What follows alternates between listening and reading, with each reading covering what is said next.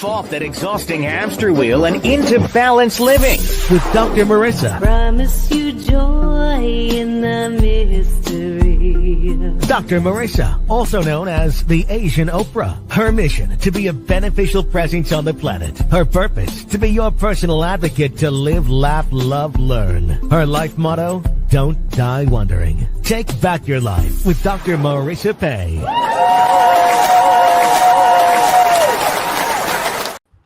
And welcome. You're tuned in to Take My Advice. I'm not using it. Get balanced with Dr. Marissa, the morning show here on KCAA, NBC News Radio, CNBC News, and NBC Sports, AM 1050, FM 106.5, and streaming everywhere. Home to the Asian Oprah on iHeartRadio, Spotify, iTunes, TuneIn, Audible, Amazon Music, Tiki Live, Rumble, Podchaser, Streaker, Spreaker, and more.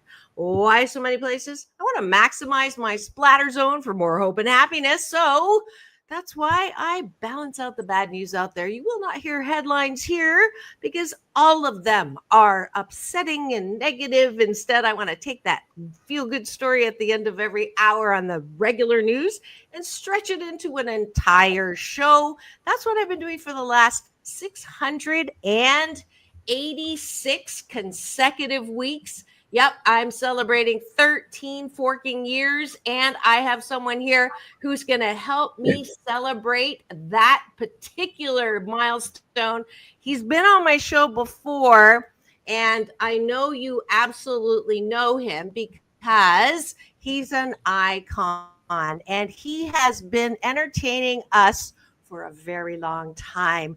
He, there's so many things to say about him. I'll just try to keep it as short as possible. We'll run out of time to talk to him. Having broken the record for the longest running one-man show in Las Vegas with 8 years on original 12-week contract at the Tropicana's Laugh Factory, Rich Little has revamped the new show and taken it to the road. That features interactive clips from his own appearances on the Judy Garland Show, the Hollywood Squares, Julie Andrews Show, the Tonight Show, the Lucy Show, and more. And I saw it at the Tropicana, and it was amazing.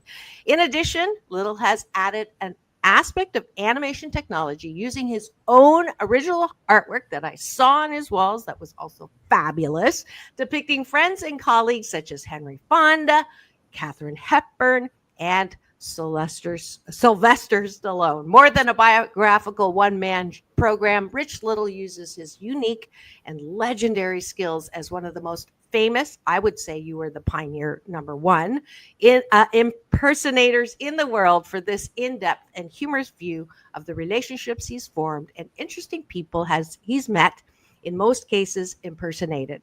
A revealing look at the many quirks and personalities of celebrities as well as U.S. presidents from Kennedy to Biden. And I want to do a special little introduction, not only because I got to introduce him in his interview him at his home in Las Vegas, but someone we both love and has been on my show, and she just passed to the other side.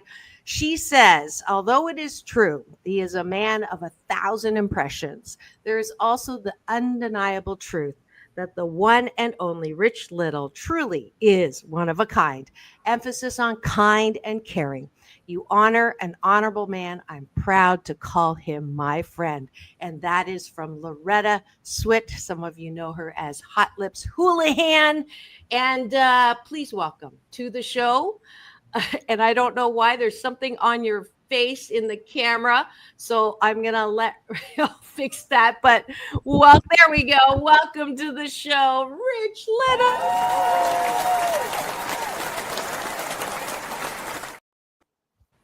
So good to see you again. Thank you. I'm still alive. You are, and you're coming to Covina, to the Laugh Factory there. I'm excited. I'm going to get to come see you. And that is that for the second time. And I'm just so great. How old are you now? How young are you again? Gosh, in doggy years, I'm only 12. So what is that? I don't know how doggy years. I'm only kidding. Oh, okay. Getting up there. You're getting up there. Well, you look great and you sound great. And I'm so excited that you're still on the road. You Well, really I'm coming out of retirement really to do this show. I haven't performed now for about 4 or 5 months.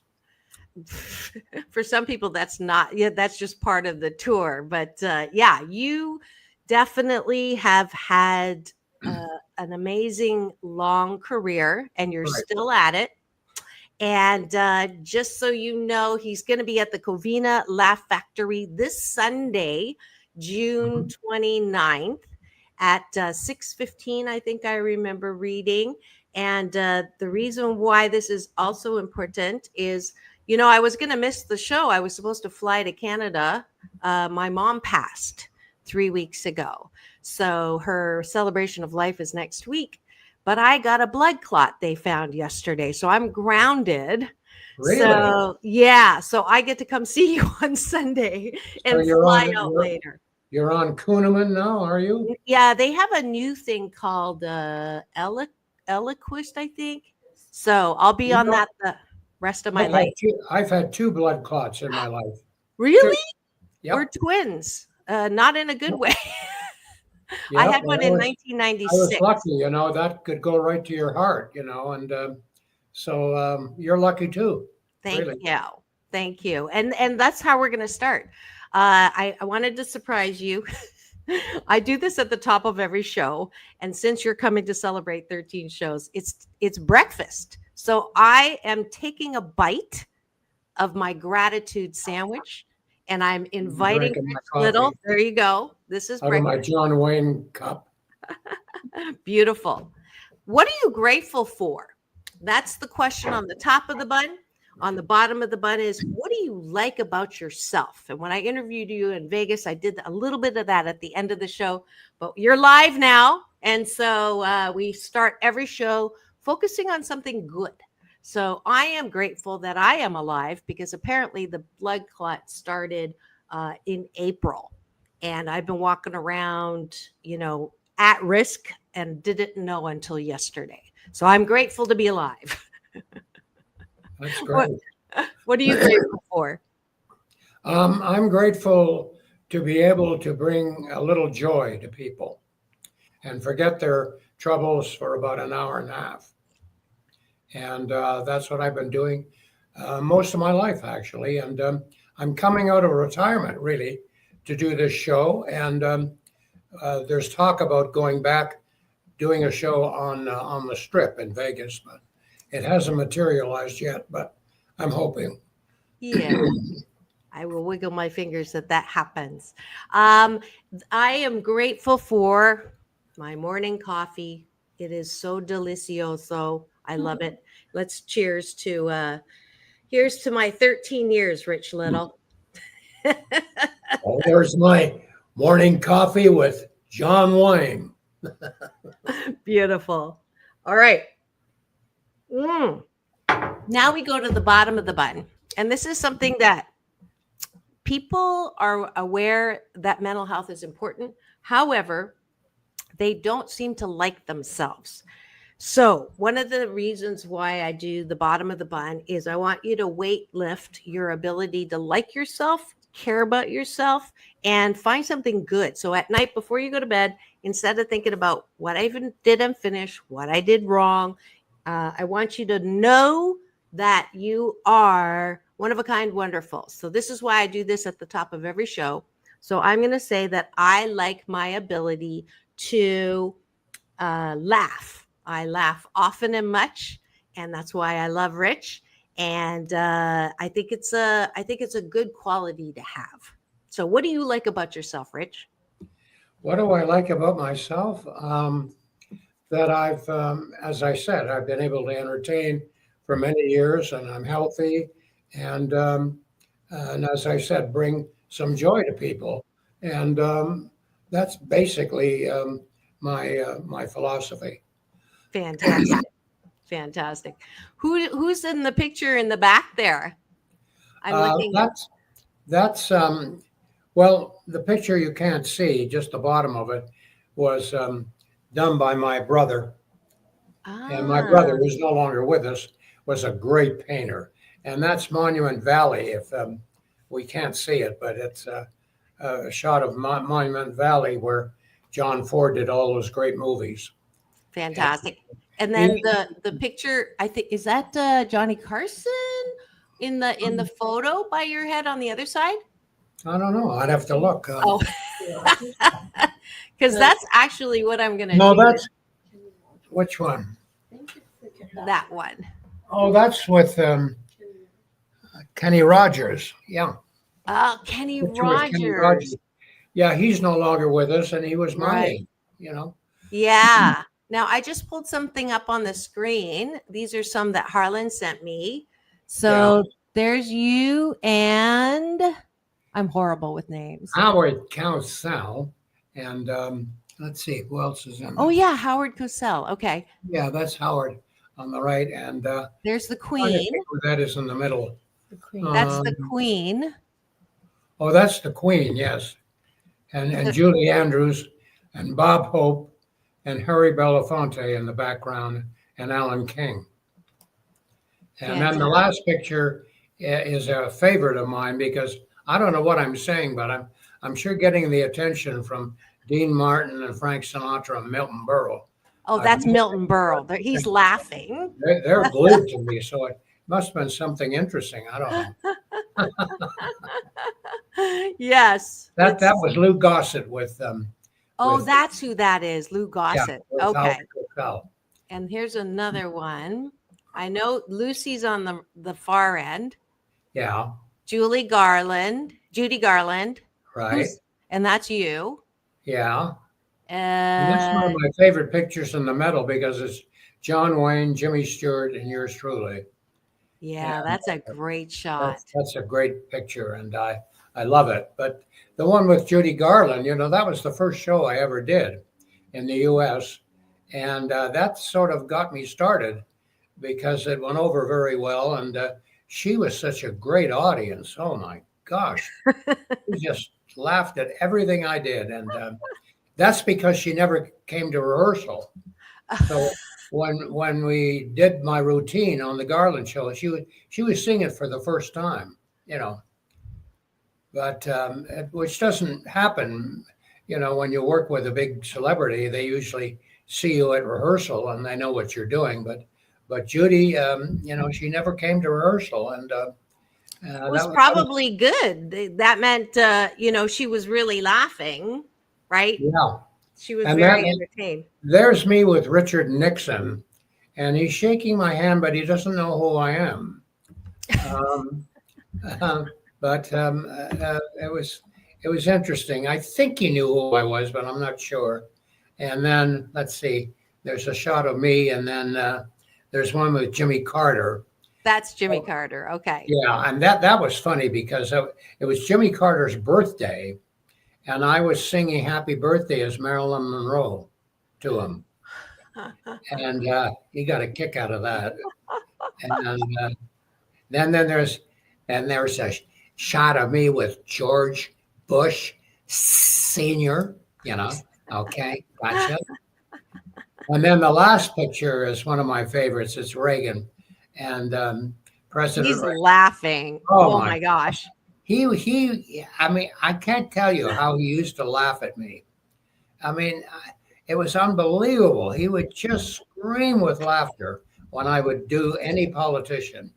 He was the greatest. He was probably the most, of all the celebrities I've known, he was my favorite. Aw, that's very nice.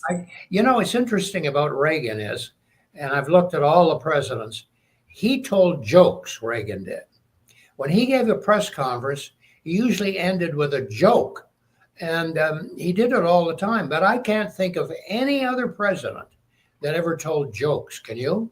Nope, I absolutely don't. Can you imagine Joe Biden just suddenly stopping and telling a joke?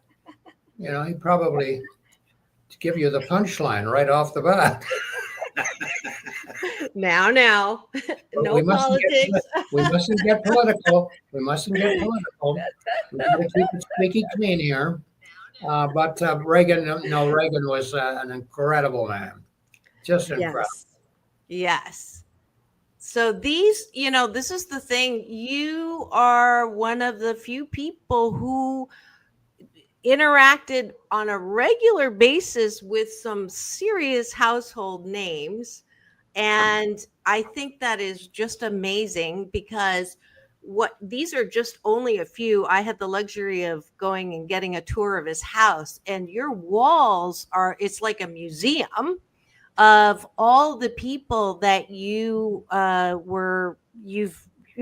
not only performed with or made laugh or roasted. Like you roasted who was it? I read that the most. No one's roasted some of the people. Dean Martin, you roasted him the most, right? Yeah. Out of anybody. Yeah. And 32 times. Yeah. 32 times. So did you ever piss anyone off so much? Let me think. I wasn't too fond of Joey Bishop. You know, he was one of the Rat Pack members, and he did a couple of numbers on me, which I won't go into. But he wasn't one of my favorites. And let me think, who else? Not too many people. Most people like my impression. You know, sometimes I would do an impression of somebody that was standing in front of me, and they'd shake their head and say, "That doesn't sound like me." And the wife is standing beside him going, "Yes, it does. Yes, it does." That's so funny. Some people don't hear themselves, you know. Yeah, I hear that. A lot of times, you know, when a person puts their voice on a tape recorder, they deny it. That isn't me. I don't sound like that. You know, people don't know what they sound like unless you're in the business. Then you do. Right. Most people don't know what they sound like, you know. Yeah. And then I hear a lot of people do some bad impressions, and I try to be polite. And sometimes I say, "Oh, that's great. That's a great Walter Brennan. It was fabulous." He said, "Well, I wasn't doing Walter Brennan. I was doing Fred McMurray." Yeah. And they don't get what you're doing, but that's okay, right? Yeah. Now, I want to read. I had her on my show too. When I went through this list, I'm like, wow, I've had the whole gang of your friends. Just recently rewatched the Nanny episode starring Rich Little and Jay Leno. Rich played an ORS man who did impersonations. In one scene, he managed to go seamlessly from George Burns to Carol Channing and Johnny Carson, all for Leno, who played himself. It seems like that made the Nanny classic television. Rich Little is as good as they get and as sweet as they come. Many congrats on your well-deserved recognition. This is from Fran Drescher. Everybody knew her as the Nanny. I thought that was from my mother. I thought that was my mother. No. You know, speaking of my mother, you know, it's so funny. I'd go on the Ed Sullivan Show early in my career, and then I'd phone up my mother after the show was over, and she said, "I didn't like the tie. It was tacky, and that jacket you should have thrown away." Nice, Mom. Thank you, Mom. What about my performance? I didn't notice. Was she most of the time supportive or most of the time critical? My mother was very supportive. She would sit in the front row when I performed when I was living in Canada, and she'd always say to me, "No profanity, please. No Jack Nicholson, please."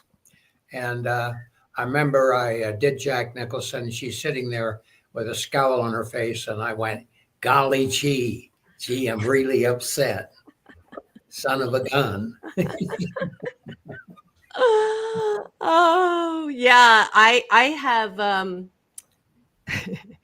because I'm on NBC News Radio. I have the FCC regulations to worry about, and I every time I say I'm sure they're not going to, they end up doing it, and it's a $20,000 fine. So now I make it a practice to say, if possible, do not use any profanity. So I totally. You mean if somebody uses profanity, you're to blame? Yeah. Really? Yeah, because that's an FCC regulation. So there's a whole list of words. So Okay. I keep forgetting what the words are. So, Hmm. but I just found out. I keep getting the hell word. That one's okay. I hope. And I don't know if the Beaver Dam is okay or not. But it's kind of funny to continue Yeah. to watch my P's and Q's for sure. It's so funny. One time, very early in my career, I did the Tonight Show, and I happened to say hell, and they cut it. Hell, right? Yeah. And then when the show was over, they had a movie, and you know what the movie was called? Hell is for Heroes. Double standard, definitely. Now, I didn't know this. I saw this in the notes from Harlan that the last time you were on Johnny Carson, why did he get upset with you? I don't think he did, really. Okay. I think it was his producer, Freddie de Cordova. Somehow I annoyed him. I don't know what I did, but I never found out. But I think he was responsible for not booking me on the Tonight Show anymore. And I'd done it quite a bit, and I'd hosted it, a lot. But I was suddenly a no book on the Carson Show. And I think it was because of Freddie de Cordova, because I saw Johnny Carson a couple of times after I was banned from the show, and he was very nice to me. I met him in Malibu about a year before he passed away, and he came up to me and he said, "Rich, are you still doing me in the act?" And I said, "Yes, I am, John." "You're kidding." I said, "No. Do they remember me?" I said, "John, do they remember you? People will always remember you." "Oh, come on. I'm not on TV anymore." I said, "Doesn't matter." And isn't it funny when he said that? And here we are today, and people still remember him today, 50 years later. Yeah. Do you think that was from humility or insecurity? I don't know. I don't think he thought about it. He somehow thought, if I'm not on the air, then I'm nobody will remember me. But that's not true. But insecurity, I guess. Yeah, he was a very interesting man. He was so likable on TV, Johnny Carson, and so quick and so funny, and brought out the best in people. And yet, in real life, he was not very friendly. Really? You go to a party, and he'd be there sitting in the corner and talk to nobody. Interesting. Yeah, public versus private persona. One time I went up to him and I said, "John, you're not talking to anybody at the party." He said, "I know. I've talked to everybody." Maybe he had. I don't know. One and done. Right? Yeah. Now you were born in Canada, right? We're both Canadians, right? Right. Where did your mother live?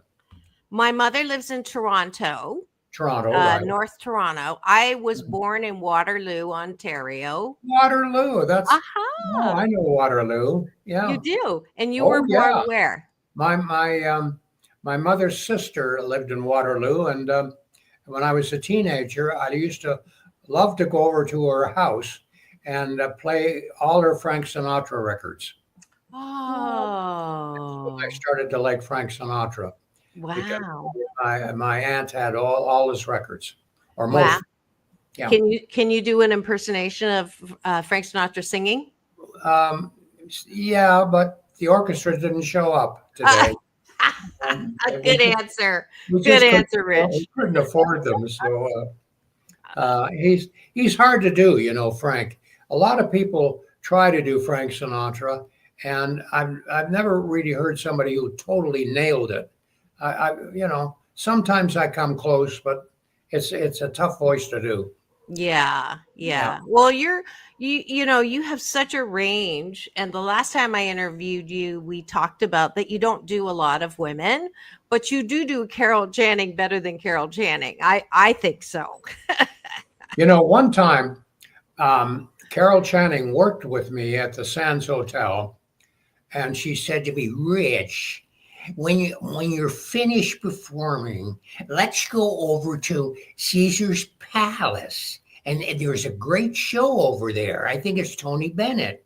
I said, great, let's go. So I finished my show, and then the two of us walked across the street to Caesar's Palace, and we're walking towards the showroom, and some guy comes up to Carol and says, hey, fella, I don't know who you are, but this is a great Carol Channing. You look exactly like her.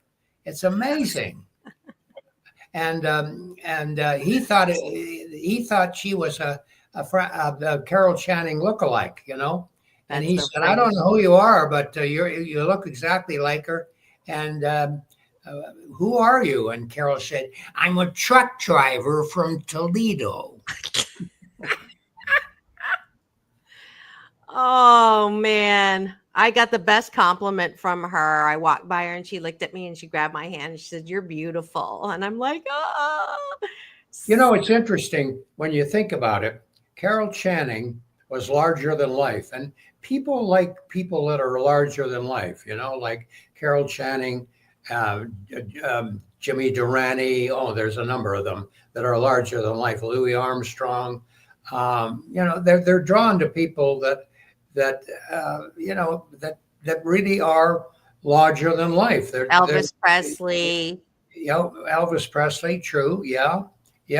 And who else? Well, a lot of people, but a lot of people. You too. You're larger than life. I'm not larger than life. You know, I remember I went on the Roseanne Barr show one time, and she actually said, Rich Little. She said, I don't understand you. And I said, what do you mean? She said, you have no personality of your own, so that's why you do impressions. What? Wow. I hope you had a good comeback. And I said, well, thank you very much. I appreciate it. My bus is leaving. I don't know. I would have said, if I look like you, I'd be miserable too. I said, my bus is leaving. And she said, be under it. But, she was not too friendly, but that's a great way to start an interview, isn't it? Wow. Wow. Now, a judge asked you to recite the Pledge of Allegiance as John Wayne for your swearing-in ceremony for the U.S. citizenship. That's exactly right, Pilgrim. Yeah, I was sworn in as John Wayne. And I thought, well, after that, gee, did I become an American citizen or did John Wayne, you know? But it was an interesting, you know, he said, I'm going to swear you in as John Wayne. And I don't know whether John Wayne found out about that, but I think it's rather interesting. Very interesting.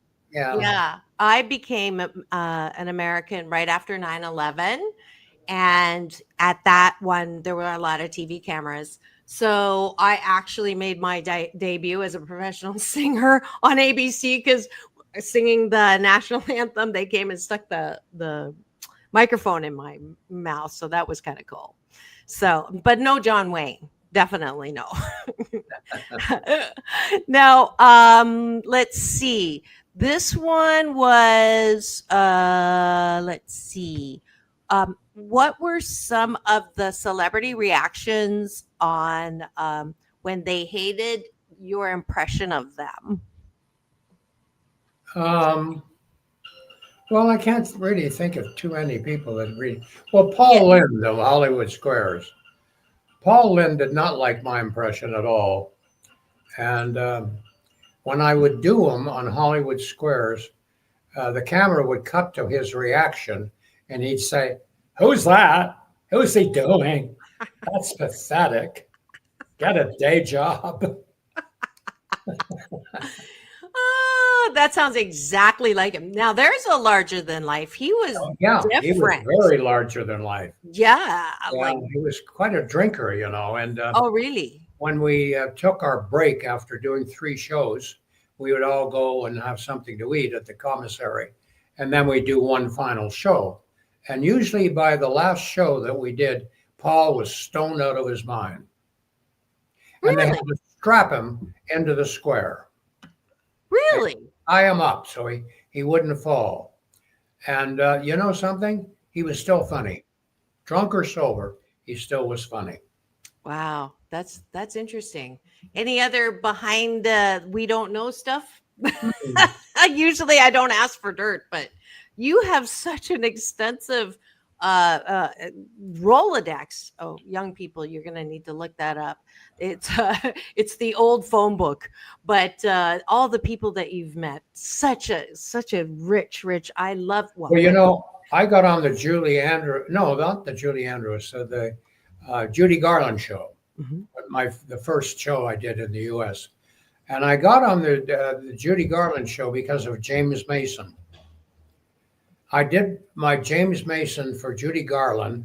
Mel Torme played a tape that I'd recorded James Mason on for Judy, and she liked it so much because she loved James Mason that I got on the show because of my impression of James Mason. I didn't know that. Now, a couple of months after doing the show, I ran into James Mason at a fundraiser in Hollywood, and I went up to him and I said, Mr. Mason, I'd like to thank you. And he looked at me and he said, what on earth for? And I said, for getting me on the Judy Garland Show. I'm an impersonator.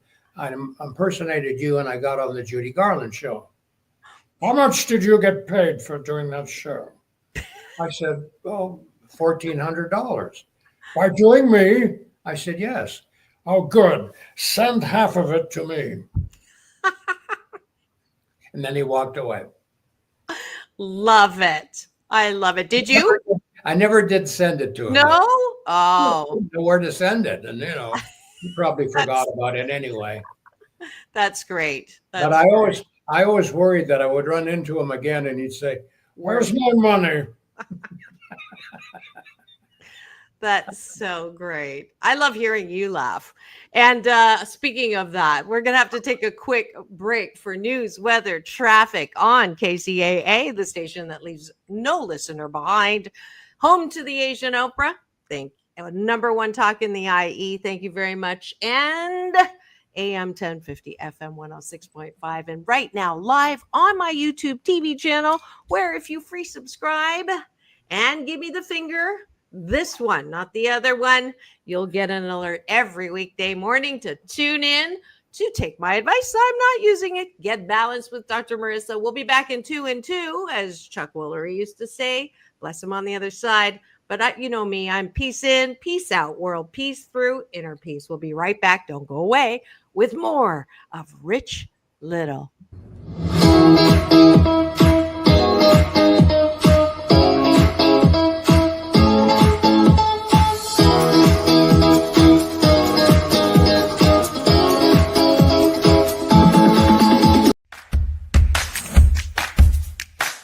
Well, she has been dubbed the Asian Oprah, and she just wants all of us to be happy.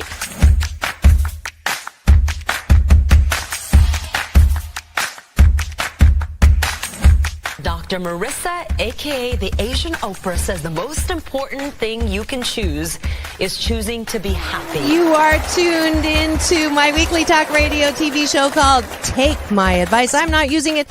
Get balanced with Dr. Marissa.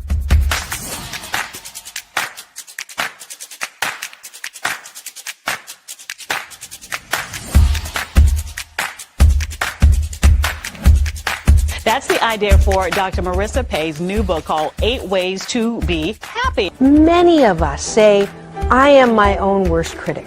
Nobody's harder on me than I am. And my response to that is, stop it! Why are you doing that to yourself? You have to be your biggest fan, because if you can't at the end of the day say, I did a good job, who is?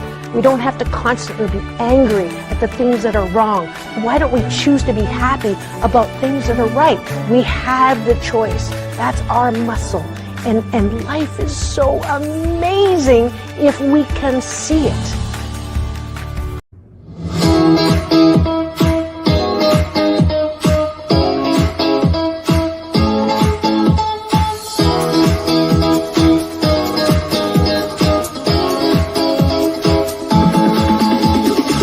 Take back your life with Dr. Marissa Pay.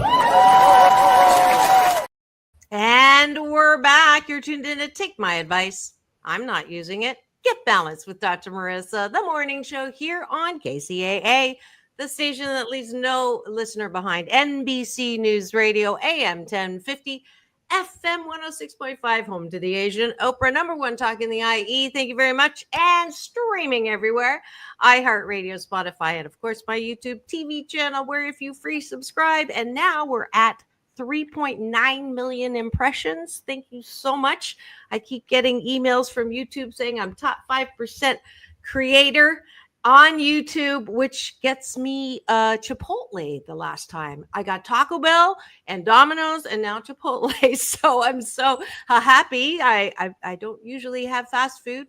So Chipotle was very much appreciated. But I am so delighted to be celebrating 7 consecutive weeks on the air on camera.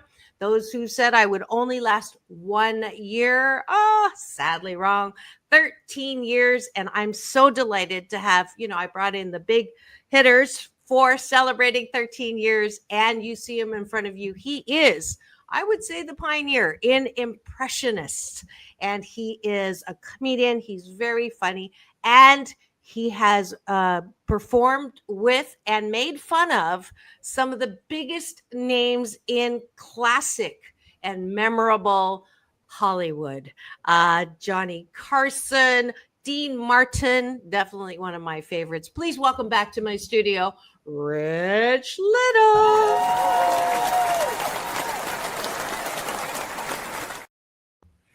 Most of my act is deceased. They're dying to get in. Yeah. But all the greats that I worked with are gone, Not many left. It's amazing. That is true. That is true. My pulse every morning when I wake up. And you're still here. I'm still here. Now, you were in a lot of Pink Panther movies. I didn't know that. No, I just did the voice of the Pink Panther. Oh, okay.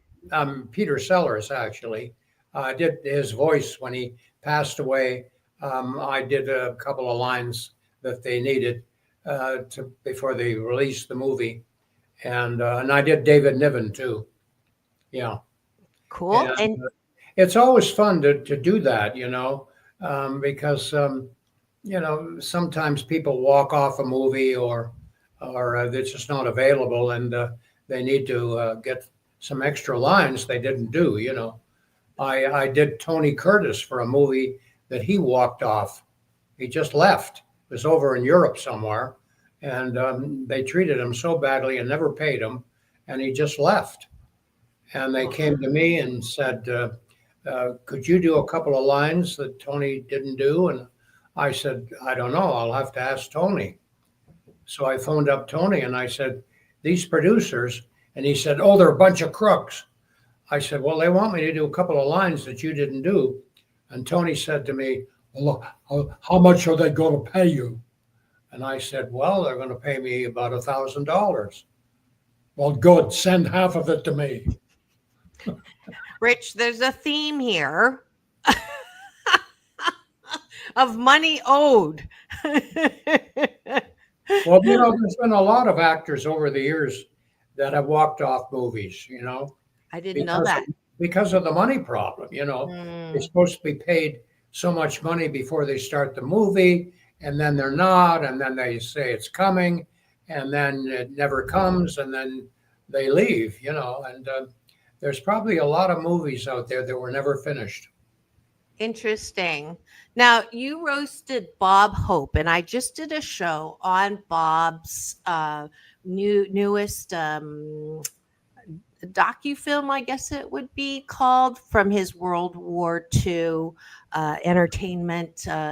And it was a great show. And I got a little insight on Bob Hope that I didn't know before, that he was really as kind as he looks and as inclusive as he seems.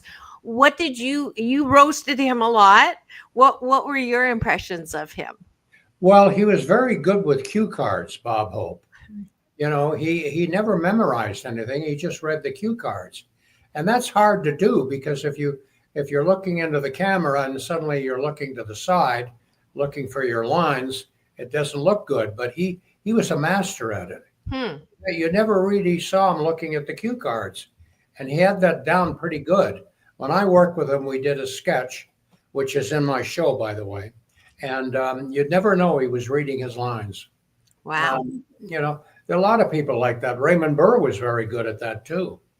You know, Raymond Burr didn't want to memorize all those courtroom lines that he had to give, and so he would put the lines of that he was supposed to say, and he would scotch tape them on somebody's body.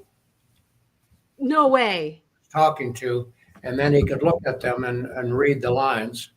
So this poor guy is standing there talking to Raymond Burr, and he's got the lines all pasted on his jacket. That's something new. Are you kidding, or are you? No. Are you really? Well, you can't blame him, you know, because if you watch Perry Mason, all he does is talk. I mean, all that courtroom stuff. I mean, you can't sit down and memorize all that. I mean, Right. you can, but you got to be pretty good to do that. So that's what he did. He taped the lines on somebody's chest. Wow, that's interesting. Now, Lucille Ball. Okay, so you roasted her, and I've had Well, Lucy's. I didn't roast her. I didn't roast her. I just it's on the appeared list. show. Appeared on Okay. the show. Okay. I had her daughter on a couple of times. She's delightful. Lucy Arnaz. Yes, she is. Yeah. I like And her. Kirk Douglas. Kurt Douglas. Yeah, Kurt Douglas is great. Well, Frank Gorshin did a great impression of Kurt Douglas, and mine was not as good. But he was a great audience, though. He loved it when you impersonated him. He got a kick out of it, you know. Truman Capote. Truman Capote. You know that Reagan did an impression of Truman Capote? No. Ronald Reagan did an impression of Truman Capote. And I couldn't believe it. And he said to me, well, it's a lot better than my Jimmy Stewart. And I said, gosh, I can't believe you do Truman Capote. He said, but I don't know what to say as Truman Capote. So I gave him a line. I said, well, I'll give you something you can say as Truman Capote. And he got a Secret Service man, got a piece of paper, and wrote the joke down on his back. And the joke was this. My name is Truman Capote. You know, a lot of people think that I wrote in cold blood, but that's not true. Actually, I wrote in ink. That's a pretty stupid joke, but Reagan loved that. And he wrote that down. He wrote that down exactly the way I just did it. And he put it in his pocket. And you know what he said to me? I can't wait to try that out on Gorbachev. Could you imagine Ronald Reagan doing an impression of Truman Capote for Gorbachev? Oh, my God. Did you ask him for half of the money that he got for it? Well, he did a couple of impressions. He did Jimmy Stewart, and he did John Wayne, and he did Truman Capote, and it was so funny to hear him do those voices. But his Truman Capote was very funny, and he loved that joke. You know, when you would see Ronald Reagan, within about 5 minutes, he was telling you at least two jokes. That's so funny. Well, you guys got in trouble at Betty Davis's event. That's a great story, but I can't really tell it. Well, you can. You just can't use the whole word. Well, it would be a $20,000 fine for me. Yeah, you will get a $20,000 fine. That's funny. Okay. That was during the inauguration, right? You and President Reagan, because she was not happy with you. I was at both his inauguration galas, and that's when he really laughed. Oh my gosh, I have that in my show. You know, if you come and see my show in Covina, and if you see me before, about half of it is new. I can't wait. I can't wait, and I that's have Reagan reacting to my impression of him and other politicians, I've never seen a man laugh like that in my life. Well, you know how I try to be positive all the time. That's my thing. The only positive thing about finding the blood clot is I can't fly on Saturday as planned. So, because I told Harlan that I wasn't going to be able to go to your show. Now, because of the blood clot, I can't fly until the following week. So I get to come to the show. Where did you have the blood clot? In your leg? I have two clots. One runs from my groin to my knee, and the other one is behind my knee. And that's where the first one was in 1996. Whoa. Very, the fact that I did not die this last 2 months is truly, and I was in the hospital yesterday. I didn't know if I was going to do the show because the first time they found a clot, I was on drip IV Hepburn for 2 weeks. So apparently the medicine has come quite far away since 1996. And now they just sent me home. I took the first dose yesterday, and I have to take every day for the rest of my life. I have to take a dose in the morning and a dose at night. So I still do. You know, you do too. Stewart, you know, Jimmy Stewart. Well, he was in his 90s, but he died of a blood clot. Finally, Jimmy did. Yeah. Wow, I didn't know that. Yeah. But this good-looking guy in the middle of my screen right here is the same as the one under me. That didn't sound right. Legendary Impressionist Rich Little, a special event at the Laugh Factory in Covina, June 29th, which is Sunday, 6 p.m. It's a great show. I saw him when he was at the Tropicana before the Tropicana got torn down, and it was he brought the house down, and it was a wonderful show. One of my favorite parts is he draws all of these people that we've talked about through this whole show. And he takes the people, and it's animated. So they're talking, and it's his voice. And so you really have to go. So tickets are available at Laugh Factory Covina. So it's easy to find, or you just put. And a discount to the military too. Oh, nice. All right. So no excuses. I'll see you there on Sunday. Well, say hello, will you? I will recognize you by your laugh. You've got a great laugh. Oh, thank you. Well, I call it cardio for my soul. Okay. So Ralph Waldo Emerson says the definition of success is to laugh often and much. So, by that definition, I am successful. You certainly are. Couple of clots we are. Yes, we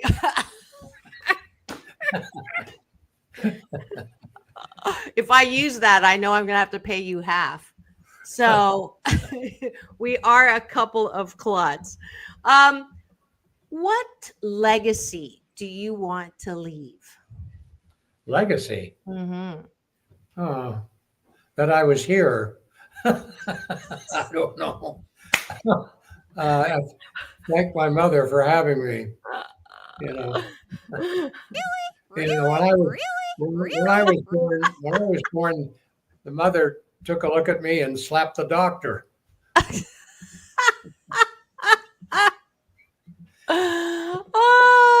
You're funny. You are very funny. Yeah, I want to make sure this gets front and center. So mark your calendars, June 29th, Sunday at 6. And then I'll stop sharing this so I can see you in full again. So, girlfriends, are you dating anyone? No, I'm not. You're not? Okay. I've been married 4 times. That's enough. See, when I get married to somebody, they don't know who I am. Yeah. Well, I'm still happily divorced myself. I think we talked about this last time.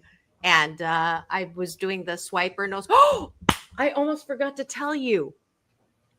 Last time we talked, it was a couple years ago, I think. And I told you that stand-up comedy was something that I was thinking of trying, and you gave me some advice. And I am so proud to tell you that I actually was invited to Yuck Yucks, and I did a set in Canada, in Toronto, at the largest comedy club in Toronto, actually across Canada, where Jim Carrey and Howie Mandel got their start, in Toronto at the Yuck Yucks. Huh. Wow. And they invited me back. Yeah, well, that's great. Yeah. That's my home country. Ottawa. That's where I was born. You know. Yes. So I've done 13 performances. I did a competition out of 15 comics. I was first runner-up. So it's going. And That's great. That's great. Thank you. Good for you. The only hiccup I'm having is, I'm a motivational speaker that tries to be funny. And I wanted to try to be a stand-up comic that motivates. But comedy is not easy to motivate, because most people are talking about like really negative, sad, depressing things. Yeah, they could be. Yeah. So it's hard to get a laugh, because you may think something's funny, but the audience didn't get it. And that's because it's too complicated. The joke has to be simple, because if you have to think too long, you're not going to laugh. Yeah. And then there's the whole swearing thing too, because I'm so used to not swearing, right? And I don't use most comics today. Most comics today use profanity. Most of them. Yeah, and it's kind of sad. I like that you don't, and that your humor is funny without having to go to the lowest common denominator. So I credit you for that. In fact, last time I didn't have my button on me, but this time, for all that you've done, Rich Little, in entertaining people and tickling their funny bone and allowing them to be good for your health, laughter is the best medicine, I'm giving you Dr. Marissa's Beneficial Presence on the Planet Award.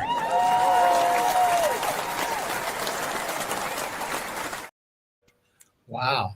I don't give that to everybody. And no, there's no money. I'm sorry. But I did want to give you that, because you really are. You're one of my favorite people, definitely one of my favorite guests. And I love doing this show because I get to meet people like you. It really, truly is an honor. And I just think that I just see you back wherever you want to be, because you truly are a beneficial presence, and you do help people, just take a break, especially these days. We want to take a break from all of the negative stuff out there. So I'm encouraging everybody to meet me on Sunday to see Rich Little at the Laugh Factory in Covina. Do you have a final word for me? Yeah. Goodbye.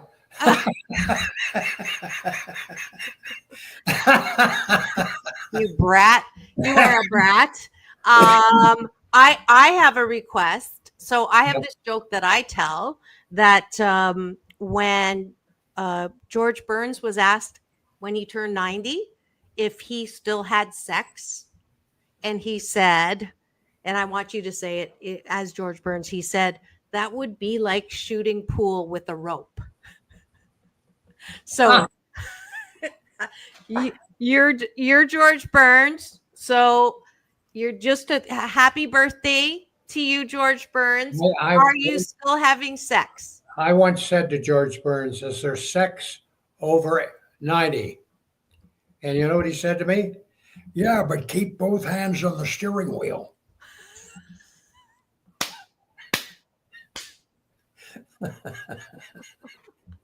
That's a good final word. Thanks so much, Rich Little, for coming in studio to celebrate my 13 years. Can you congratulate me in who's your favorite one? Is it Jimmy Stewart, maybe? Or Nixon? I don't want Nixon. Harvey and I, we watch you all the time. And Harvey's your biggest fan.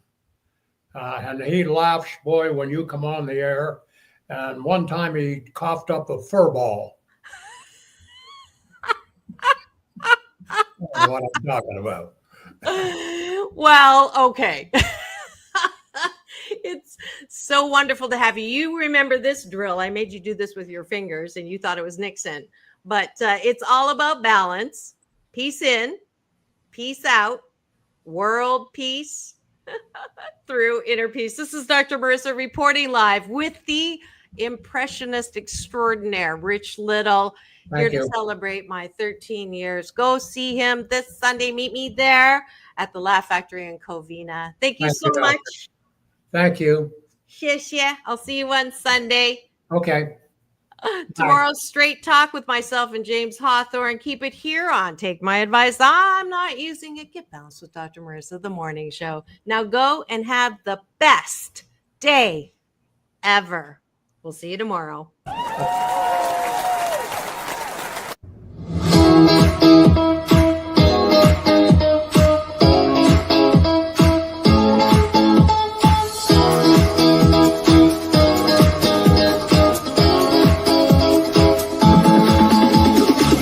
Take back your life with Dr. Marissa Pay.